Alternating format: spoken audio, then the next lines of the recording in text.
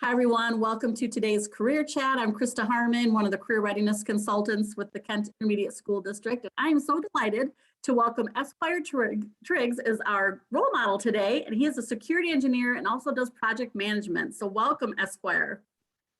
Thank you. I'm very excited to be here and share some of my story with everybody. Great. Well, we'd love to get started with kind of the same question every time, Esquire. These young people want to know, when you were a 16, 17-year-old, did you think you'd grow up to be a project manager or a security engineer? Tell us about your journey a little bit from the beginning. When I was 16 or 17, I didn't even know what a project manager or security engineer was. I had no idea. I did, however, know what a ninja was, and I wanted to be a ninja. Going along with that, my mom also worked for a kinesiologist, and I saw that the things that a kinesiologist did, they study the human body and how the human body functions and how its form is put together, and then how it affects how it functions. And so I thought that is really cool. And I would see like on these martial arts movies where somebody would just like touch somebody in some place and they'd be frozen, or they would be injured really badly and somebody would like use acupressure where they're just touching specific spots, and then all of a sudden they'd be healed and able to come back and fight again. And so I thought I need to learn about acupressure, but with that, I wanted to learn about like actual medicine. So really, I was looking more along the lines of going into some sort of medicine and some sort of how I could help people with that skill. Not so much the acupressure skill, but the medicine skills. Absolutely. And it sounds like the way you described it, you were already interested in the way that things are put together and how they impacted other parts. And so when did this interest, which certainly plays out in your job today, how did that then change from health and that you kind of went into the information technology field with computers? Tell us about those decisions. So like right out of high school, I actually went into the military and I became a corpsman. I was a corpsman for the Navy, and I worked in an emergency room for a couple of years, and I led teams in an emergency room. And then I went out with the Marines, and I was a field doc for them. And when I got out of the military, then I started working in a nursing home, and I found out that I could not do nearly as much in medicine once I was out of the military, because I needed to go through, like 8-12 years of more of schooling, probably like 12 years of schooling in order to become an actual doctor. And the schooling that I had in the military, although it taught me a lot and got me some medical certifications, it didn't really lead me on that path to shortening my time to become a doctor. So from there, I had also, along with wanting to be a ninja, I had also seen movies that had hackers in them. And I thought hacking is amazing. They can just get on a computer and they make anything happen that they want. Like, that's the other thing I'd like to do. So at some point, I decided I no longer wanted to work at a nursing home. And there was a store, CompUSA, that was just opening up here in Grand Rapids. And I was like, I'm going to go work at a computer store and see what that's all about. I had done computer stuff as a kid, and, that just seemed like an interesting thing to me. And so I also figured out you can always fix computers. I couldn't always fix people while I was working in medicine. So that's where I had that transition. I'd love for young people to hear that, Esquire, because you don't have to have it all figured out when you're 18, right? Things can No, not at all. Yeah, so you started with that health career, which you had as an early interest, and then it evolved, and now you have a completely different career. So I love that that's something that young people are hearing about. I heard my microphone might be a little spotty, so I'm going to try to get some headphones here in a minute. But so you like the idea of hacking, and so you got into the computer. So tell us some of the training that you went through then once you got out of the military. How did you make that transition? Did you have to get some additional college, just get some certificates? Tell us about that. So when I went into working at the computer store, I actually started working as a computer sales guy, but I wanted to get more into like being a technician of some sort, I actually didn't know what was available in computers at all. Like everything that I had been geared towards up until that point was towards the medicine portion. So I had to kind of figure out what is there even available to me. So while I was in there, I thought, well, they have a part area of the store that fixes computers. That's going to be like the next best way or the next spot for me to go. So I asked them what I needed. There's something called an A+ certification. So I had to, in order to start working as a computer technician, they said I first had to get that A+ certification on my own. So I went and did that and started working in their computer department, their tech department that fixed and repaired computers. But I always had this feeling like I wanted to do more. Like I could feel that I was just touching the surface, and it was just the beginning. I moved on to being a trainer. And as I was a trainer, I actually loved being a teacher. I loved being a trainer. Being a teacher is the best because you can affect people in such a good way and you help them move forward. But at the same time, I would get these curriculums handed to me for a program I had never used in my life. And I would have to like learn that program over a weekend and then use that teaching material that they gave me to teach the class kind of on the fly. And when I did that, when I was teaching it, I also learned that stuff at a much deeper level than when I was just studying it on my own. So that helped me get other certifications because sometimes these were certification classes that I needed to do as well. That helped me get all kinds of Microsoft certifications and some Cisco certifications. And there's just a lot of certifications. So that ended up being what I had for the most part, over the last 20 some years. Was I built my career on certifications up until more recently. I don't hear your microphone, so I'll just keep talking while you figure that part out. So so in beginning of 2020, I got to a point in my career where I was like, I need to go to college in order to move forward. Like I've had 20 some years in computers. I had a lot of computer experience, and we can go back and talk about what some of those experiences were and those transitions as well. But I found a college that allowed me to go at my own pace. And because I had 20 some years worth of cybersecurity and computer experience, I was able to get my bachelor's degree in the first 6 months of 2020. And then my master's degree, I finished in May of 2021. And so with that, I also got a lot of other certifications that were higher level certifications than what I had ever dreamed of earlier on in my career. Is your microphone working now? I guess. Can you hear me yet? I can hear you now. Okay. I think that's wonderful for young people to hear that, and we've heard this from some of our other IT mentors, is that the college thing isn't a must for this particular industry. And like you said, you built your career on certifications. And I think that's especially wonderful because you were in the military and you made this transition and you didn't have to go back and spend all this time in college, but it does sound like you learned fast and hard some of these new skill sets that you had. How did your military experience, and we're gonna go into what your job is about, so hang in there, young people. We will describe what his occupation's about.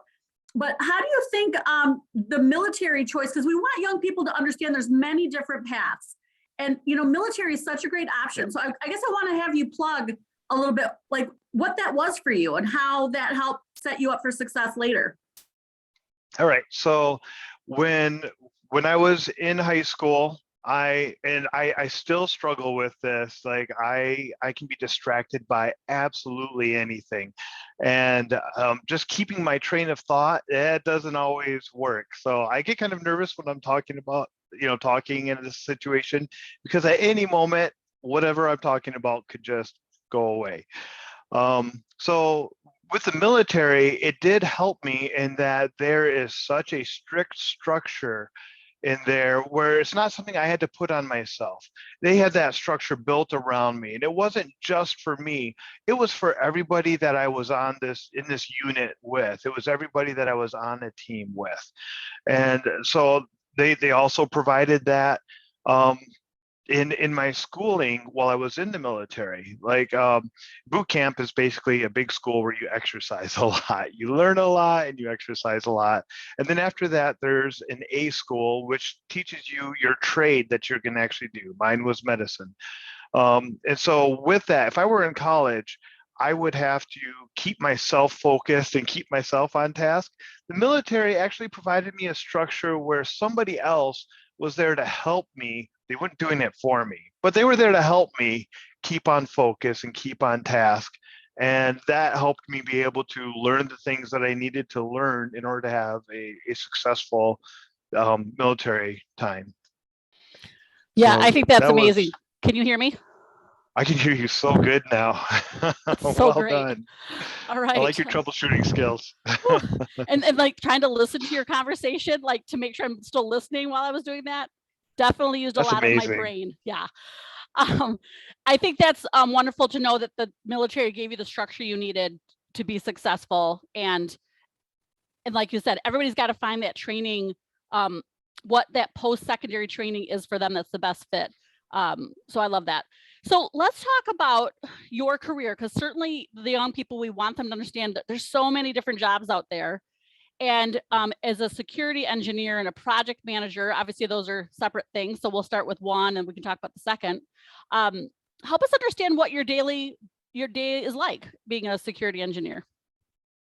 Okay, so the security engineer portion of it is I work for a large company, and they do a lot of work for the government, and we need to keep they actually own like 80 different companies, and so we need to keep all of the information for these companies secure.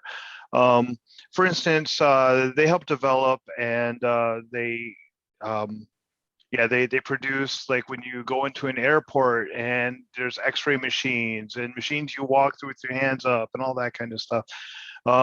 They help develop and produce those. So it's important that we keep those kinds of things secure so that we can keep the people who are flying secure and safe. And so one of the ways that we do this is we put security around everything on all of the companies that are producing things.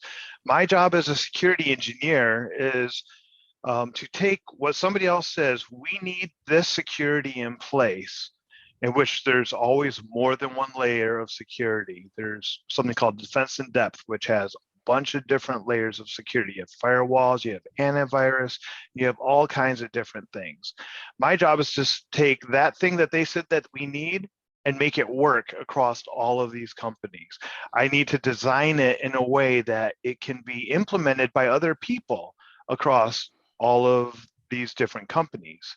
And that's where the project management actually comes in for me, is once there are things that either I've designed how it's going to be implemented, or somebody else on one of my teams has designed on how it's going to be implemented, then I go through and I coordinate everybody. I like get everybody who's needed to make this work. I get them all together and I get them all talking, and I help them all set deadlines for different things and make sure that they understand what needs to be done.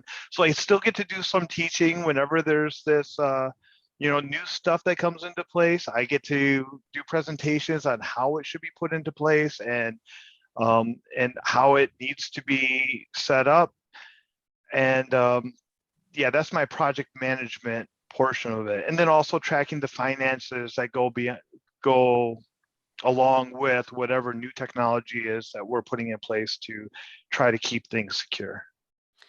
And I think what I want to point out of the part you just shared even is that you can have a teacher's heart and be a teacher and not be in the school system.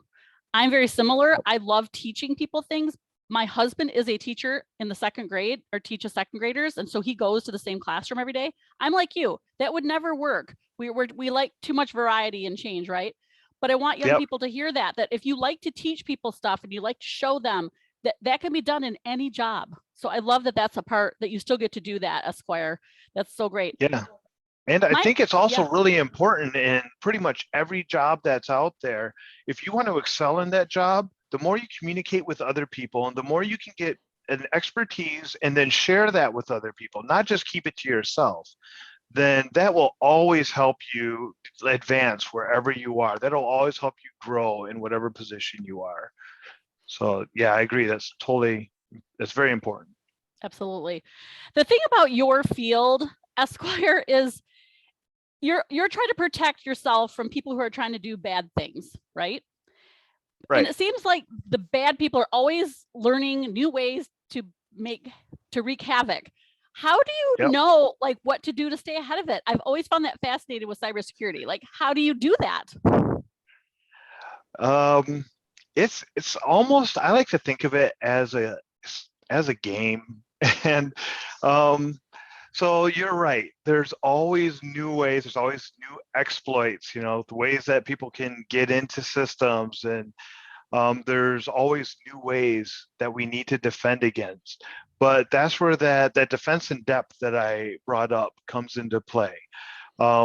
So if they get through one layer of security that we have set up, we have another layer there and another layer there. And it gives us more chances to figure out how to keep them out. So even if they figure out something to get through this one, they have a lot more work to do.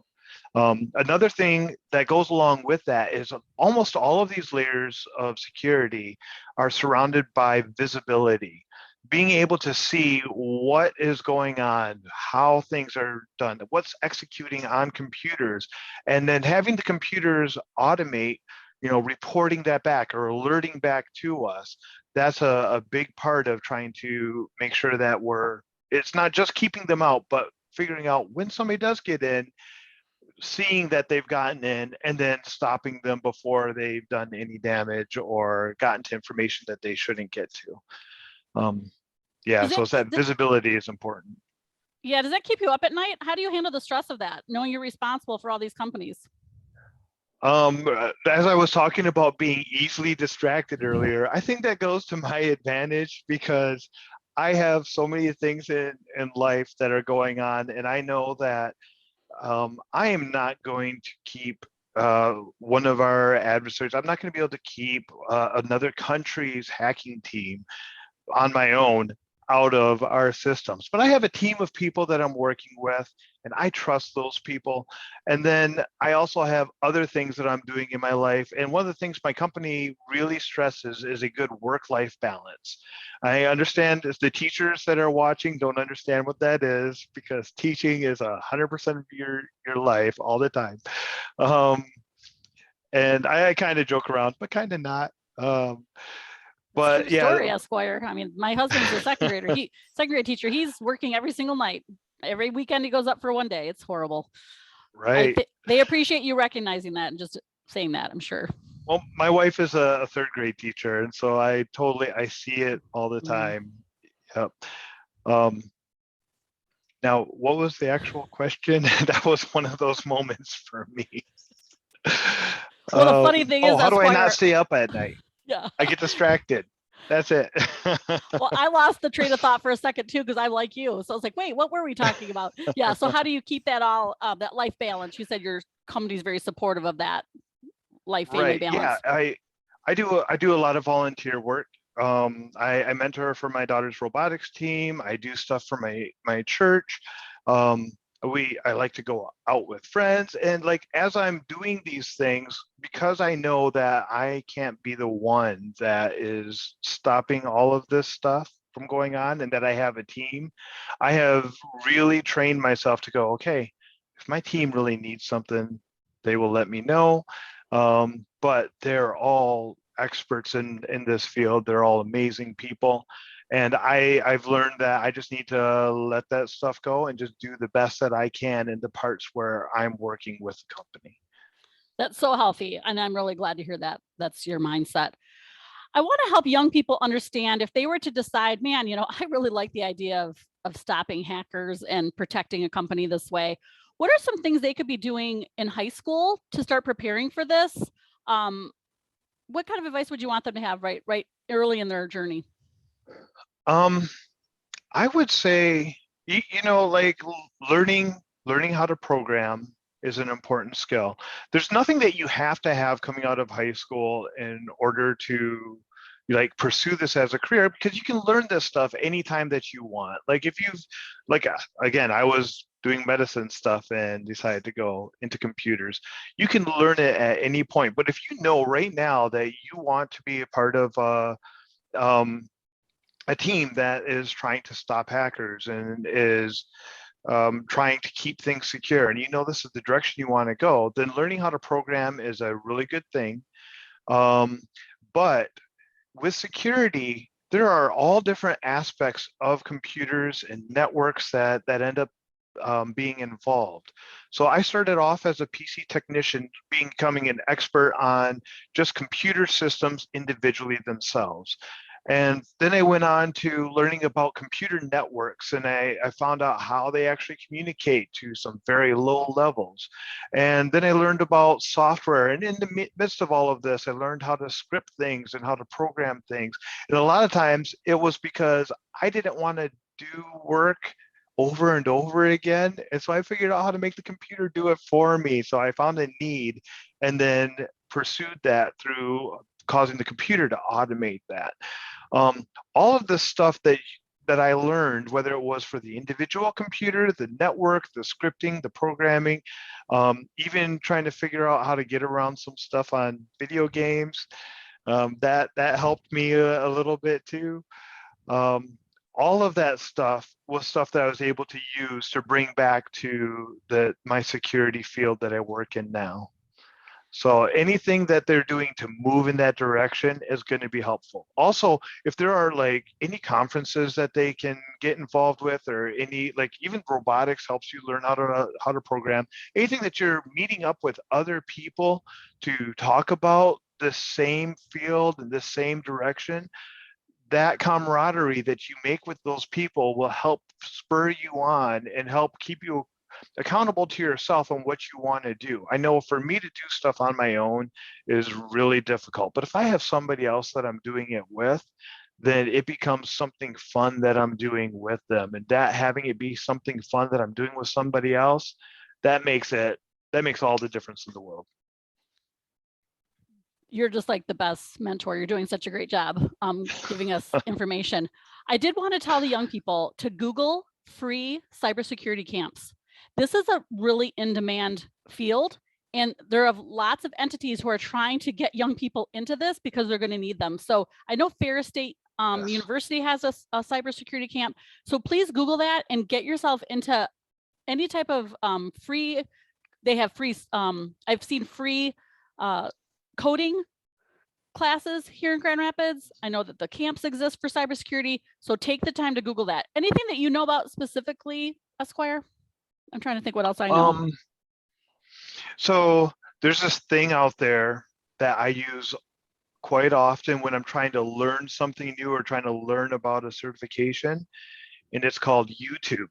I don't know if you guys have all heard of it, but it's pretty big, and it's amazing. Like I've gotten full, really large certifications, largely because I went to the gym and had on my phone just a series of YouTube videos that fed me information. I did this for months at a time, and then in between time I'd read books and stuff. But yeah, YouTube, it's a great place to learn all kinds of skills. Hello, that's like 101. I did just type it into Google though, and like there's so many that popped up, free stuff for kids. But yes, absolutely, teach yourself, young people. And I think that's what I've seen. Yeah. Young people who are interested in this kind of thing, they are problem solvers. They are always looking to make something better, faster, stronger. So that's kind of a cool trait. What other kind of traits do you think make good cybersecurity professionals and or project managers? Okay, so for both of those, I thought when I got into computers, I wasn't really going to have to do a whole lot with communicating with people. I thought I'd be on a computer, I'd be in like some little room somewhere or a cubicle somewhere, and I would just be sitting there I thought I'd be sitting there hacking into a video game and then making it do whatever it is I wanted it to do, but I have found that the probably one of the biggest skills is that you need to know how to be friendly and professional and communicate with other people, whether it's from project management perspective, trying to coordinate people to get them to basically do the things that you want them to do, which is a task sometimes. But when you're friendly and you like pay attention to what their needs are and try to support them in their needs, that's also moving them towards what your goals are. That is just it's a huge help, both from the security aspect of trying to get people to actually use the security you've put in place and trying to get them to be able to set it up. So those people skills, but you also need to have a level of calm persistence. A lot of people get frustrated, and as soon as they get frustrated, they walk away from something. As soon as they have a conflict with the person, they walk away. As soon as something's difficult and they can't figure it out, they walk away. But what they end up missing out on is when you stick with something, you stick with working through that issue you had with that person, you stick with working through figuring out where that little comma is missing in a code that's breaking everything. The more you stick through that stuff, then when you get that positive result from it, that makes the world of difference. It gives you a feeling like none other. It's amazing. That superhero feeling, I imagine. Yeah, it is. It is. Is there anything that you would want the young people to know about? Maybe they couldn't read on the internet of some of the negative sides. Not that we want to focus on that, but we want to give a realistic expectation for your industry. I really do have a hard time looking at the negative sides of my industry. I just think that any industry that you're in, there's going to be difficulties. There's going to be things that are hard. There's going to be things that you end up not liking. But it's one of those things where they're always temporary, and there might be like a deadline that I miss, and people that are yelling at me because I've missed a deadline or something like that. That's temporary, and it like the next week I might be their hero. And so don't let those little negative moments detract you from what your larger goals are. And also, one of the things I wanted to share is like over the last 25 years or so, I was also doing jobs often in computers and security that were the same thing as I'm doing right now, but because of my not having the degree or not having the quite the right certification, I was not getting paid as well. I didn't have as many benefits. I had to clock in and clock out. I don't have to do that anymore. I could be doing something very similar and not get as many benefits as if I'm looking at, what are the benefits of, like, that's why I added project management on, is because there's a lot of benefits that go along with that. So when you're looking at something, like I tell my daughter, she wants to be a vet. A vet tech gets paid pretty good and they have a lot of long hours. A veterinarian makes 2 to 3 times that, doing pretty much the same thing, maybe not quite as much. So really look at your field that you want to and what your options are, and then decide, not just based on what you initially thought, but based on your long-term goals. That's terrific. It's 4 o'clock already, Esquire. Didn't that go fast? I thought we were on for like 2-3 minutes tops. I know. I'm going to have any quick. students stay after we're done recording, and I can give you some additional career website resources that are super helpful. Esquire, why don't you finish out our time just with your final word of wisdom? What would you like these young people to have, information that you'd like them to have, or the counselors and teachers that are on here? What would you like them to know as you finish out? I would say anything that you really want to do, there is some variation of that you will fit in really well. There's not every area in computers or security that I would be good at. There's, but I have found an area that really fits me well. So don't be frustrated if you're not exactly where you want to be, use that as learning experience to build on, and eventually you will find that one area that you really fit into, and you'll feel it's just a good feeling to know that your job has purpose and that it's more than just a job. It's something you enjoy doing. Yeah, amen on that. Good job.